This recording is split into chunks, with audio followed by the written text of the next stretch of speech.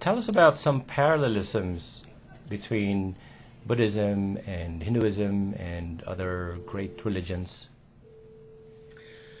The parallels are striking, and then is the elementary ideas. I think it was Rudolf Bastian talked about that, who was a mythologist from Germany, that he talked about elementary ideas that are similar in all of the great wisdom traditions, and then what are called local, colloquial ideas, which differ.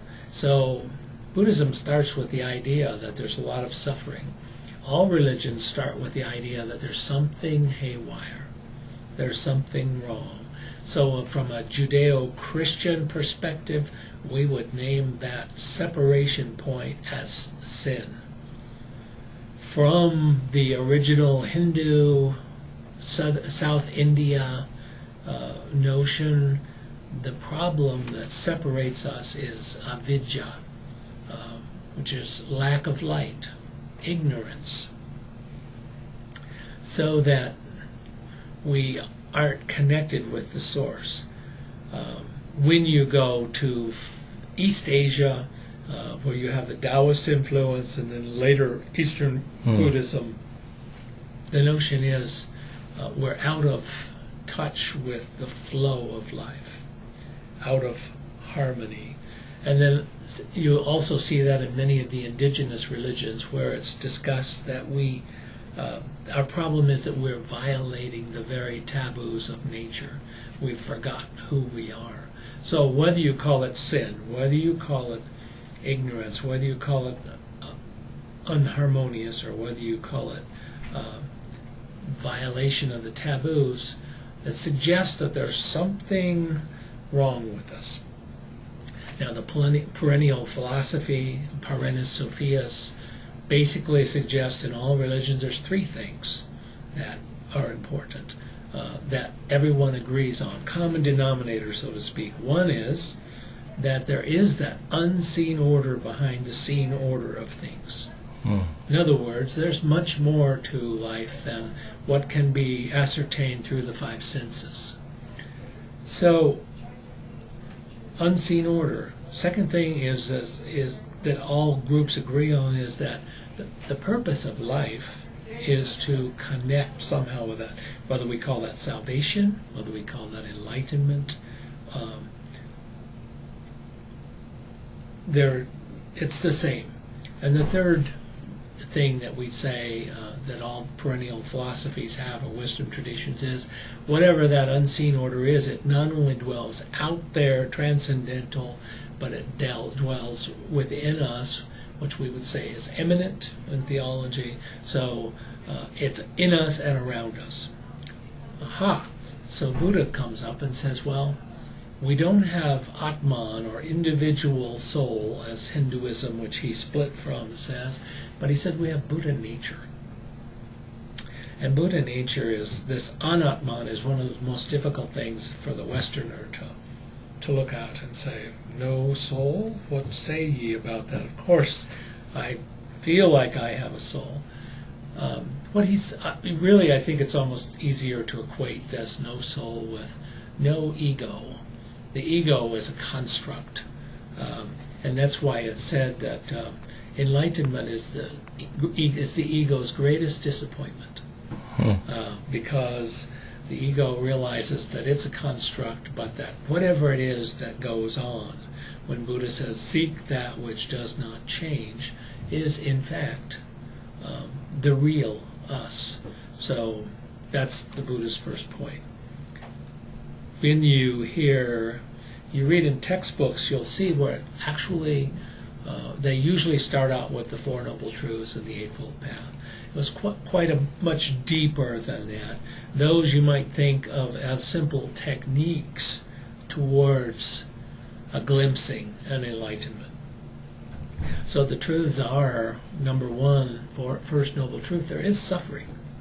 And that's undeniable, but it doesn't mean that all life is suffering. In fact, in Eastern traditions of Buddhism, they always talk about 10,000 joys, and 10,000 sorrows. Mm. When you're going through the sorrow, it's probably more like 10,001 sorrows and 9,999 joys. Mm. So there's a great deal of suffering in life. Sitting in this chair, very comfortable for an hour, less comfortable if I have to sit here 8 hours, and quite miserable if I have to sit here for 2 or 3 days in this chair. It becomes torture. Much of life is that way. So there is some suffering, but the Buddha said, aha, the second noble truth is that suffering comes from clinging. Mm. And clinging is often described as the way monkeys are trapped, I'm told, in the Far East and eastern areas with monkeys, is by building a bamboo cage and putting some bait in it. And the cage has slats in it, and the monkey, he or she, can put their hand into the slat, but once they grab the bait, they're stuck. It no longer can get out of the trap. And I read that they won't let go of the bait often, even when the hunter's throwing the net over them. So Buddha's saying, second noble truth, suffering comes from clinging. Clinging is often our own desire systems, which leads to the third noble truth. Aha, there is a way out of suffering then, if I can simply quit clinging. Mm. Easier said than done. And then the fourth noble truth is basically a checklist of rights. It's called the Eightfold Path of Rights. Right livelihood, right view, right intention, right speech, right action, right livelihood, right effort, right mindfulness, and right meditation. So that, notice how that fits. When you study any of the traditions, you always end up with more of a I do it myself side and a no, there's a lot of grace that it's done for me.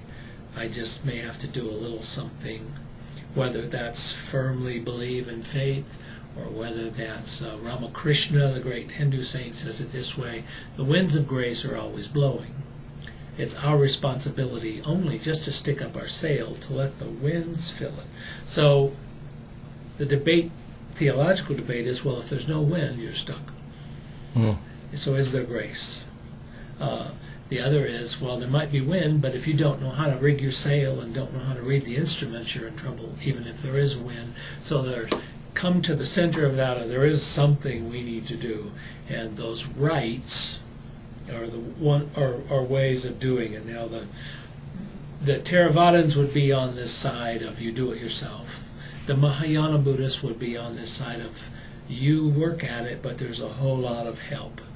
And that's sort of the differentiation between the two.